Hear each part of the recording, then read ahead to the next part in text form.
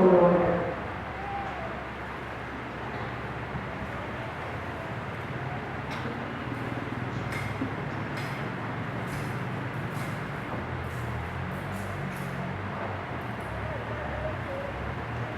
Some Sadducees, those who deny that there is a resurrection, came forward and put this question to Jesus, saying, "Teacher, Moses wrote for us, if someone's brother dies leaving a wife but no child, his brother must take the wife and raise up descendants for his brother. Now there were 7 brothers. The first married a woman but died childless. Then the second and third married her, and likewise all the 7 died childless. Finally, the woman also died. Now, at the resurrection, whose wife will that woman be? For all have been married to her." Jesus said to them, "The children of this age marry and remarry, but those who are deemed worthy to attain to the coming age and to the resurrection of the dead, neither marry nor are given marriage. They can no longer die, for they are like angels, and they are the children of God, because they are the ones who will rise. That the dead will rise, and even Moses made known in the passage about the bush, when he called out, 'Lord, God of Abraham, the God of Isaac, and the God of Jacob.' And he is not God of the dead, but of the living, for to him all are alive." My dear brothers and sisters, and my dear friends, the good news of our salvation. Praise to you, Lord Jesus Christ. Let us think about relationships, because the question in the gospel is about relationship. Whose wife would be that woman who was married to 7 brothers, childless, and when they died, whose wife will she be? Because the Sadducees do not believe in resurrection, and they try to complicate the sense of resurrection for Jesus. And I would like to start with my own experience. Dito sa St. Jude, meron pong binigay sa akin na pair of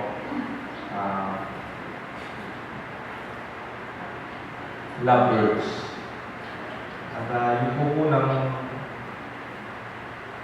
mga ano po sila, parang canary, yung yellow, the bird na maliit. Maganda po yung canary parang yan, ganyan po sila. Yung they still baby canaries. At sabi nila, mahirap daw mag-raise ng canary kasi yung matching, kailangan na kailangan. They need together. Monogamous po yan. Pag namatay yung isa, the other will follow suit. Kaya nga yung canary, yung kumakanta yung lalaki. So, yung kalawa ko namang lovebirds, yung sa loob naman ng kusina, African lovebirds po yan. Ito po ay skandiloso, maingay. Parang nasa Africa siguro sila. They always sing, they always shout.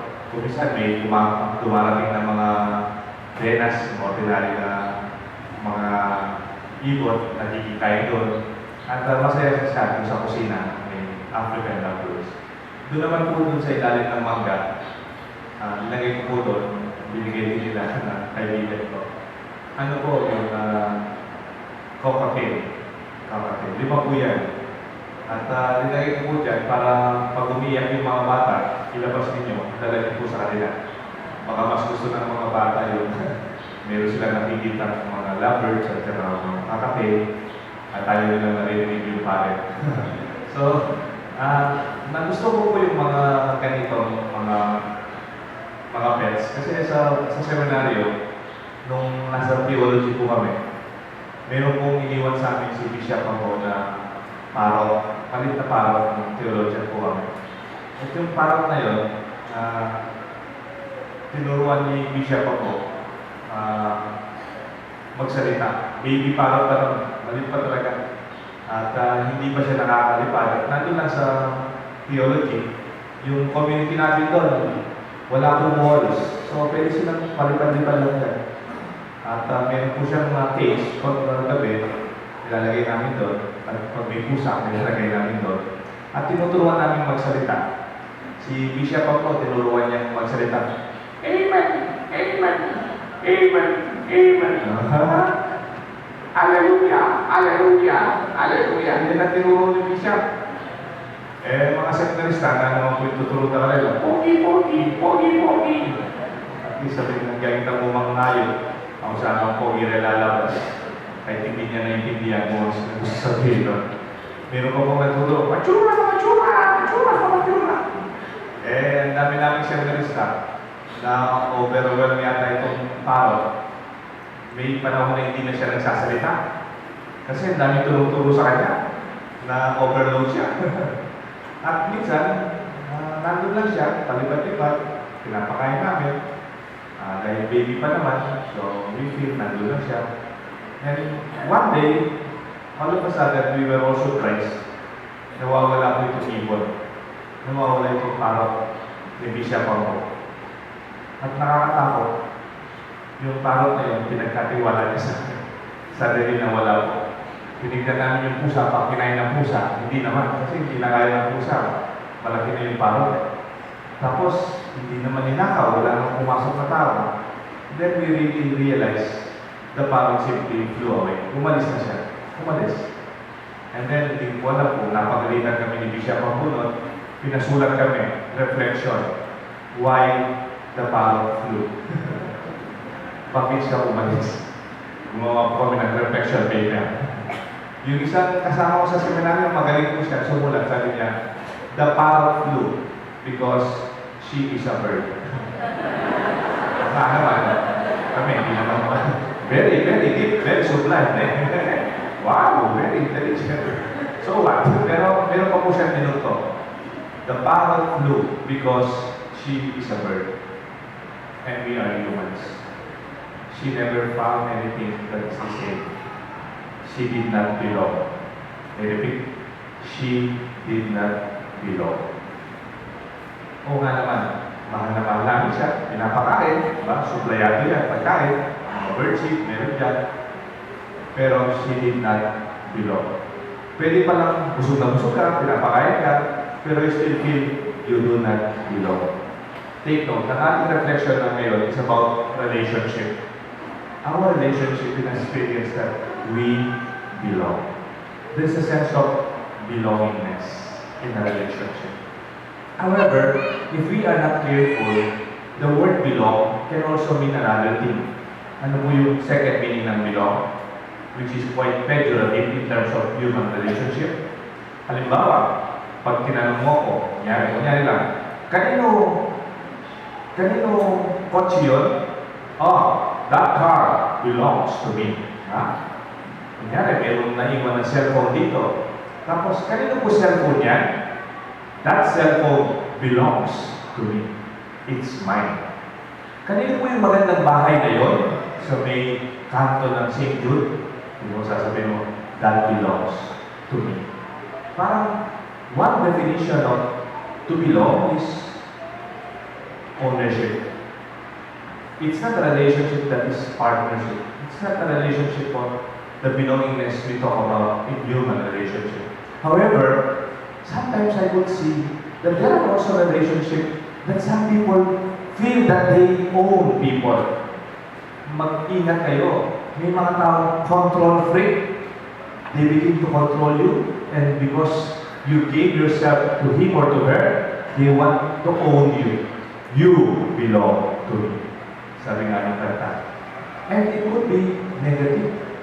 Kasi may mga relationship na talagang it's like ownership. Sa gospel na yun, may debate. Isang babae, married to 7 men. It's quite ridiculous and exaggerated as an example because they are trying to disprove resurrection. Kasi pagdating ng ikalawang buhay, kanino siya kasal? Kanino siya asawa?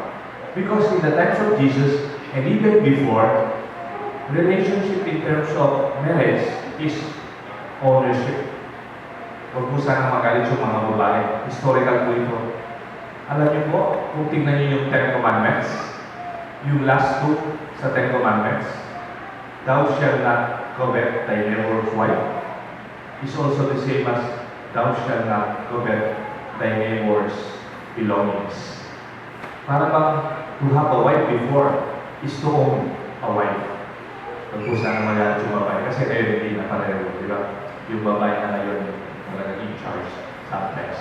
And kahit ngayon sa ibang bansa, nakita niyo po sa Afghanistan, nakita niyo po sa ibang Middle East countries, that the woman would not even show their face. Kaya hindi po kumikita doon yung mga makeup, yung mga lipstick. Even how beautiful the women are, they cannot be shown. Because as if they are belongings of men. And Jesus said, in the kingdom of God, we are God's children. We do not belong in terms of ownership and control over other people. But it's a relationship that allows you to be who you are. And in this case, God, we belong to God. We are God's children. Kaya gusto ko pumunta sa kalwa. When we belong, we also experience that experience to be identified with them, to identify with. What do we mean by to identify with? You parang we share the same things. To identify with is to share the same values. Yung mahalaga sa iyo, mahalaga sa akin. Mahirap kasi kahit magkapatid kayo, minsan hindi pareho yung values nyo. Yung isa, yung value niya, lumalabas. Yung isa, yung value niya, nasa bahay lang. Or sa mag-asawa, pwede you are married, pero yung values niyo hindi pareho. Yung isa, gusto niya tumutulong sa kapwa, yung isa, ayaw niya tumutulong sa kapwa. Mahirap kung magka-relationship na hindi pareho ang value ninyo. Dalawa, yung the same beliefs, you have the same faith. You believe in the same God. You believe in the same things that governs our life. And lastly, to identify with is also to share the same life. Kung minsan nagiging estranged sa ibang tao kasi hindi na tayo magkasama sa buhay. Malayo na. Busy ka sa trabaho, busy ako sa mga bata, busy ako sa trabaho, busy na rin kayo.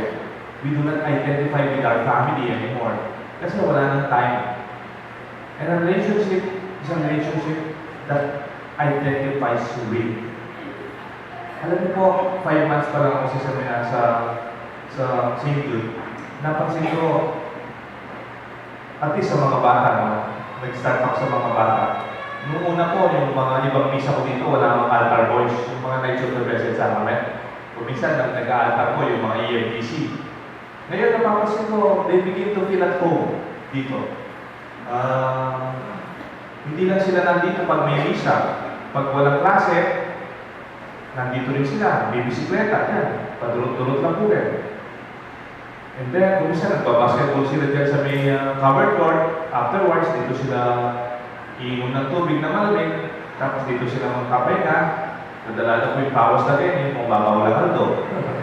And I allow them to sit down. I allow them to feel at home. A relationship that they belong and they are identified with this parish.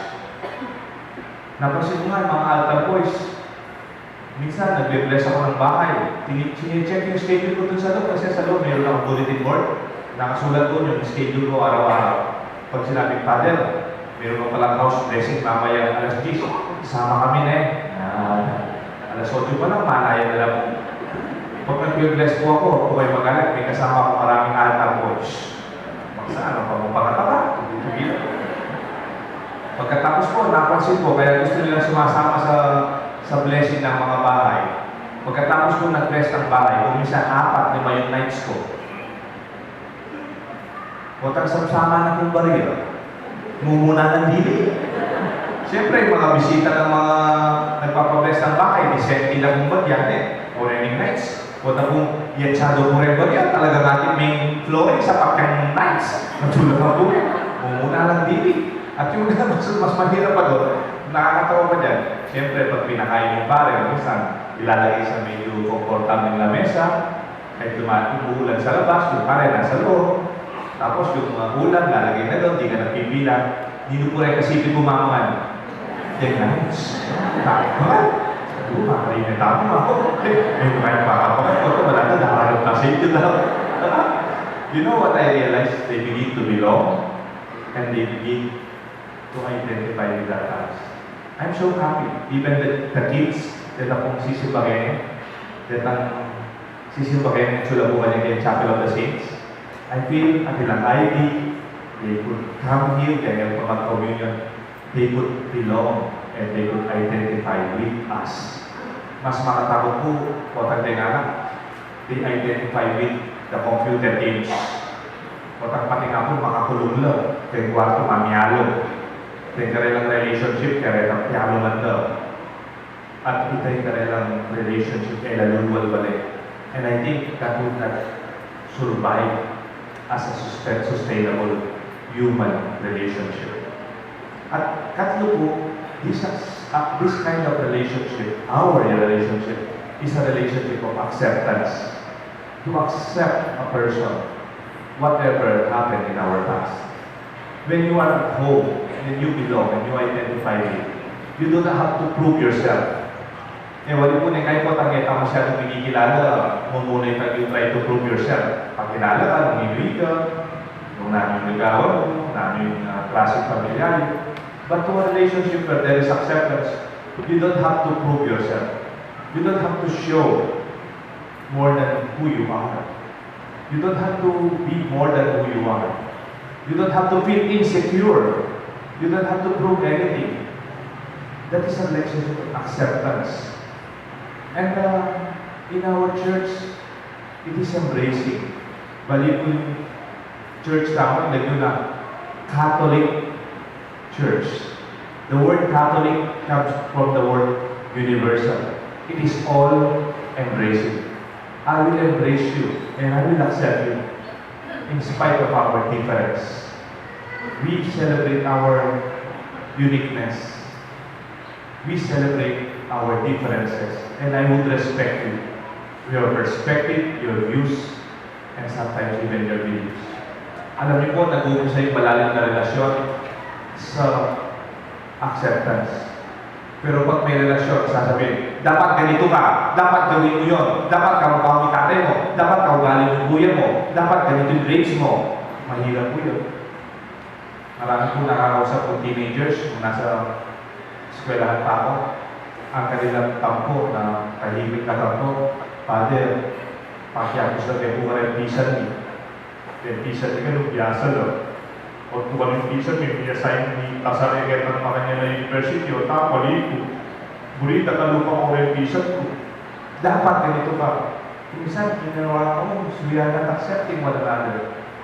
Minsan, yung isang tatay, sinesermon ba yung anak niya? Ikaw, buti ka biyasa, buti may kalupay sipit ka pala, de sipit ka pala, ikaw pa kamisan, may nga pasar na ka rin university, ikaw, may ka biyasa. Sumagot daw yung anak, kasi po may pala ko dito.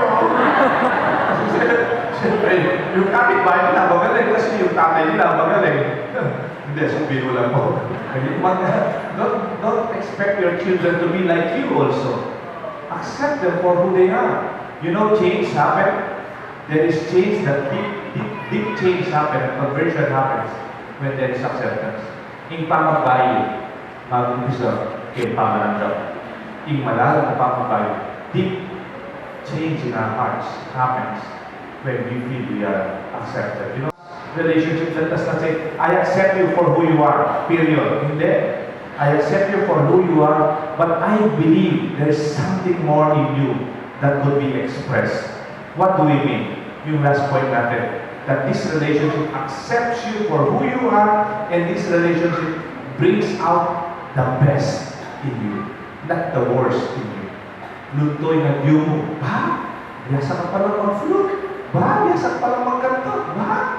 Biyasa ka palang karikamo? Ba? Mahilig ka palang kayo mga dyan? It brings out the best in you because of a sense of belongingness, identification with your community, with your family, with our community here at our church. Our best is God and celebrated.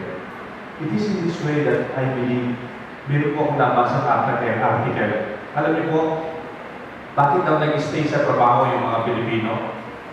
Sabi nila, hindi na lang puro pera lang. Ang mga Pilipino daw nag-stay sa trabaho, hindi dahil sa pera lang. Hindi dahil pinakamatas yung sweldo nila sa trabaho yun. Pwede sana meron ako bugay-obra yan, di ba? Most of them are staying, you know why? Because they feel they belong. There's a sense of community, sense of identification with, and they are proud to belong to this company, to the kind of work that they do. Pag marunong edapi ka rin, nila mga pakalinin.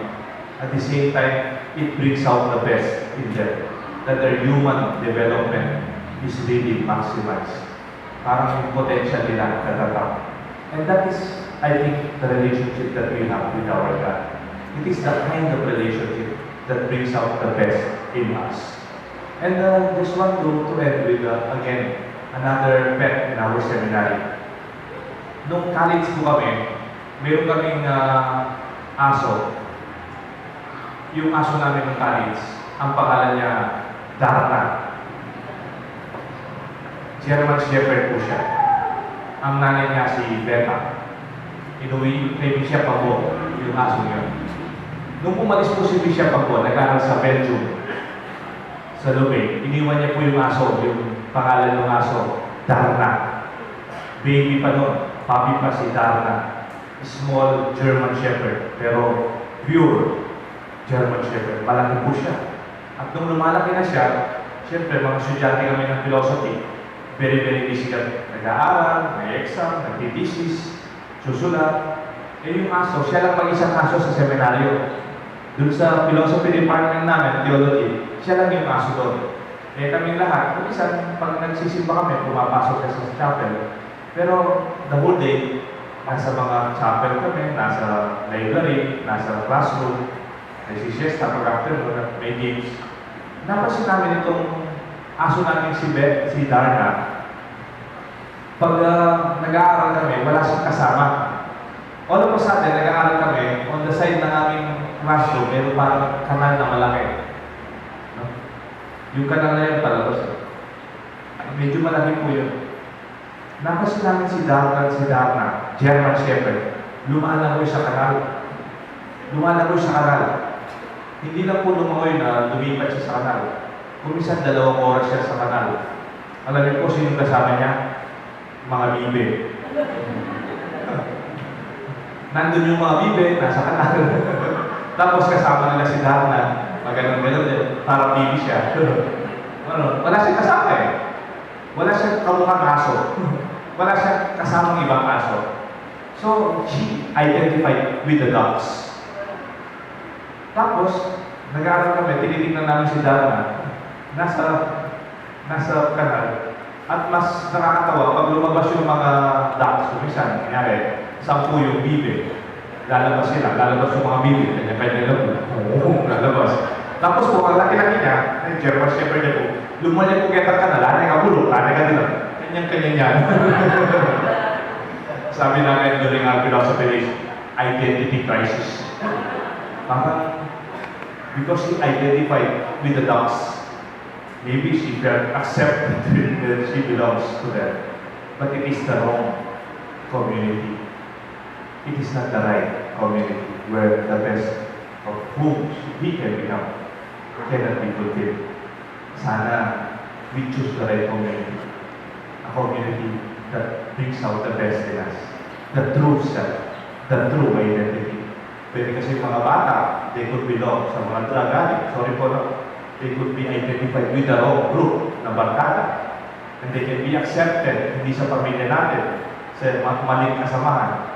I think that will not bring out the best in their potentiality. And I pray that in our relationship, we belong truly to one another as partners, not ownership. It's liberating and to be admitted in a sense of acceptance that brings out the best in us, all for the glory of God. In the name of the Father, of the Son, and of the Holy Spirit.